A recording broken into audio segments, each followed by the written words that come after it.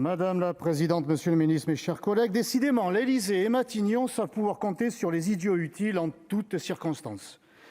Preuve en est aujourd'hui même, aujourd'hui encore, tandis que le Gouvernement présente la prorogation du passe sanitaire au Conseil des ministres, les sénateurs socialistes, jamais en retard d'une loi liberticide, veulent imposer l'obligation vaccinale aux Français, y compris aux mineurs, le tout assorti, bien évidemment, d'une amende en cas de non-respect de cette infamie. Le passe sanitaire a pourtant déjà fracturé notre pays entre ceux dont la profession les oblige à être vaccinés, ceux qui se sont résignés à être vaccinés pour vivre sans être pourchassés, ceux qui ont été vaccinés volontairement et ceux, dont je suis, qui ne sont pas vaccinés, qui ne veulent pas l'être et qui, pour en avoir marre d'être harcelés, seraient tentés désormais, plutôt que de faire un discours de 3 minutes, de vous adresser pour seule réponse les 5 lettres si chères à Cambronne. Mais la bienséance sénatoriale me retiendra de le faire cette fois encore. Après 18 mois de mensonges, d'impréparation, de manipulation, de culpabilisation, le pouvoir est arrivé à ses fins. Chaque citoyen est devenu aux yeux de l'autre flic, juge ou un criminel en puissance. Ce désastre ne vous suffit-il pas que vous vouliez encore jeter de l'huile sur le feu de la division ?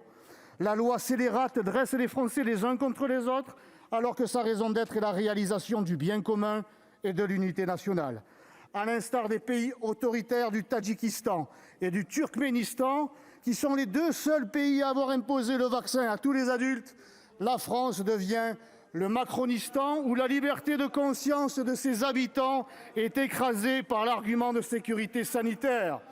Au contraire, et je le dis depuis de longs mois, il n'y a qu'une ligne qui est tenable, mes chers collègues, il nous faut l'ériger en principe de liberté indépassable.